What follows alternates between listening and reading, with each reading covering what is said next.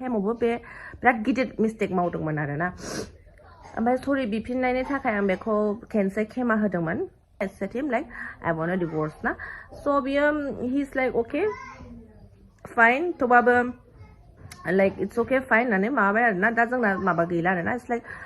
bye bye so I am like a single mother like obviously I'm a single mother right now आं नांला आंखौ नायफिननोबो नांला आंथ' जिबनाव थांखाया बेबायदि आङो एफा बिदि ट्रिट खालामजानानै आं नोंजों थानो हाया होननानै फुरा आं रिलेशनशिपखौ एन्ड खालामबाय आरोना लोगोफोर आंबो आलदा थाफैनाय जाबाय आंनाबो फेमिलियाव रावबो गैया मामि बाबा गैया स' आंहाबो न'आव थाफैनांगौ जायो बिनानाव सासेल' आंबो न'खौ गारनानै थांनो हाया मानेकि न'आवबो सापर्ट होनांगौ जायोना आंहा Hey guys, welcome back to my channel. So in another video. So गिबियावनो गासैबो खुलुमनाय जाग्रोबाय गोबावबो जाबाय vlog बिदि होनो हायाखै नङा होमबा गोबाव आरो भिडिअ बिदि आलादा भिडिअबो होनो हायाखै नङा होमबा स' बे थिग बे समावनो आंहा मोनसे क्लास दंमोन क्लासनिफ्राय फैनाय समाव मोनसे भिडिअ नुदों आं ससियेल मिडियाआव स' बे भिडिअआ जाहैबाय जोंनिया सनिया कुइन मुंदांखा सनिया कुइन होनबाथाय गासैबो मिथिखायो नङा होमबा सुपार दुपार डेन्जारेस होनबाथाय गासैबो मिथिखायो स' बिथाङा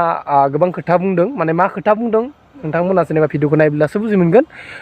भिडिअखौ नायाब्ला जेबो बुजि मोननाय नङा माने ओरैबायदि आरो खोथाया आगोलनि पुराना हासबेन्ड बेनिफ्राय बिदों माने गोबां माने सानैदों माने गोरोबथा गैयिनि थाखाय गारलायनाय जादों होनना बुंदों माने बेबायदि होनना बुंदों भिडिअखौ नायोब्ला बुजि मोनगोन ओमफ्राय दा आरो गुबुन माने सासे माबाजों बेलेग हौवाजों माने माबा खालामदों बेबायदि लाइन मारिनाय माने भिडिअखौ नायोब्ला बुजि मोनगोन स' आङो माने होआ सानदोंमोन नाथाय होनो गोनां जाबाय नोंथांमोननि सायाव बिदि गोबावबो जाबाय नालाय भिडिअ सिडिअ बिदि होनो हायाखै स' नायदों ओमफ्राय मोजां बुजिनानै नायदों बेनिफ्राय मा जादों मा जायाखै नायब्लानो बुजि मोनगोन बिथाङा गोबां माने गोथौयै खोथा माने गोथौयै बुंनानै माने फोरमायना होदों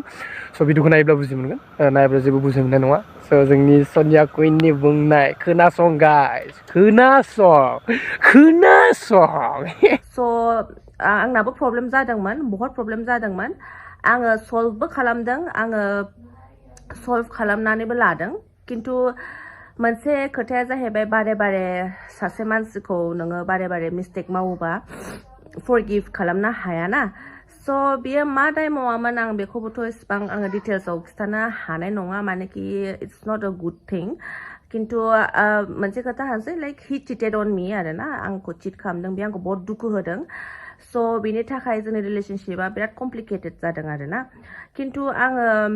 बहुत प्रब्लेम जायोमोन ज' थाबाबो माबाबो माने बहुत जोंना रिलेशनशिपआव ओरैबायदि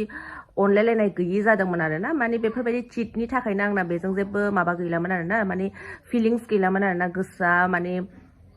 माननानै लानो हालामोन आरोना खिन्थु आङो सासे ससियेल मिडियानि मानसि जानानै आङो मानसिफ्रा सोंबाय थानायखाय आं बेखौ देखायनाय जायो आरोना ओमफ्राय आंनि प्रब्लेम्सफोरखौ आं खिन्थानो हायाखै जादों आरोना मानेकि आङो सानदों सल्भ जागोन स' आङो सानसे टाइमाव ओरैबायदि जादों लाइक बिराद गिदिर प्रब्लेम जादोंमोन बिनि थाखाय जोंनि रिलेशनशिपआ ओरैबायदि क्रास जादों आं होमबा बेखौनो बे टाइमावनो बिफर 2 years फियनाया जेब्ला 2 weeks जादों बेयावनो जोंना बहुत प्रब्लेम जादोंमोन ओमफ्राय आङो बेखौ बेजों थायि जादों आरोना थाखालामोन ओमफ्राय बिनि उनाव 1 year नि उनाव अलमस्ट 1 year नि उनाव बियो फैफिननाय बायदि जादों सरि बिफिननाय बायदि जादों आरोना बे टाइमावबो बे बिराद गिदिर मिस्टेक मावदोंमोन आरोना ओमफ्राय सरि बिफिननायनि थाखाय आं बेखौ खेनसे खेमा होदोंमोन बिनि उनावबो बियो सोलाया जादों आरोना ओमफ्राय आं बे टाइमावनो बे फैफिननाय टाइमावनो भिडिअसफोर लाबोनाय जादों आरोना मानेकि आङो मानसिफोरखौ एफाग्राब बिदि रागा जोंनानै थानो हायाना आङो फियनाखौ सानबाय फियनानि फिउचारखौ सानबाय ओमफ्राय आं सानदोंमोन आरोना आं एसेबां सेल्फिस जानो हाया गावनि थाखाय आं फिसाजोनिफ्राय बिफाखौ मारै माने आलादा खालामनो हानो बेबायदि साननानैनो आङो बेजों रिलेशनशिपआव थाफिनदोंमोन आरोना आरो बे रिलेशनशिपआव थानायावबो बियो बिराद बोरैबा देखायदों आंखौ बोरैबा टाइपनि देखायदों आरो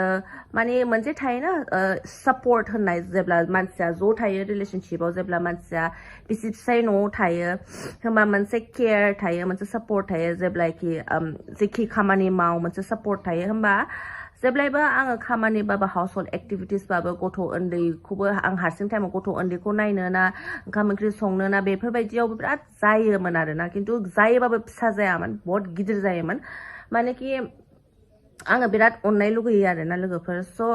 बेयावबो बिराद क्रास जादोंमोन ओमफ्राय एगेन आंखौ चिट खालामदों बियो आंखौ चिट खालामनायनि थाखाय आङो बेखौ I was like नांला होननानै आङो I told him like divorce खालामसै होननानै बुंदोंमोन खिन्थु बियो आंखौ divorce होआ होनना बुंदोंमोन आरोना so बेनि उनाव again like गेप थाबायमोन again नोंसोर गेजेर खन्द नुनायनि उनाव again गेप थाबायमोन जेब्ला गेप थादोंमोन like it's like almost like 1.5 year gap थानायनि उनाव जेब्ला आं लास्ट इयार इउटुब खुलिदों आङो इउटुबखौ around जुन 27 ना माबायाव खुलिदोंमोन आरोना लोगोफोर स' होमबा बियो आरो आंनि लाइफआव फैफिननाय बायदि जादों आरोना स' फियनायाबो अलरेडि आङो सासे बर' मानसि खालामनो होननानै बेखौ आङो बर' फोरोंखाजोब्बाय नङाला बिफर बियो थ' जेब्ला बेजों रिलेशनशिपआव दंमोन बेथ' आंखौ होनदोंमोन इंलिसखौनो फोरों होननानै बाट न' एस अ माबा आंनि मादार टां ना आंनि मादार लेंगुवेज आं आंनि फिसाजोखौ बिकज आंजोंनो थायो बियो आंजोंनो हारसिंनो आं बेखौ खांबोदों उन्दैनिफ्रायनो आंजों आंनि हासबेन्डआ गैखाया माने मालाबा फैयो मालाबा थाङो जेब्लायबो रिलेशनशिपआव प्रब्लेम्स जाबाय थायो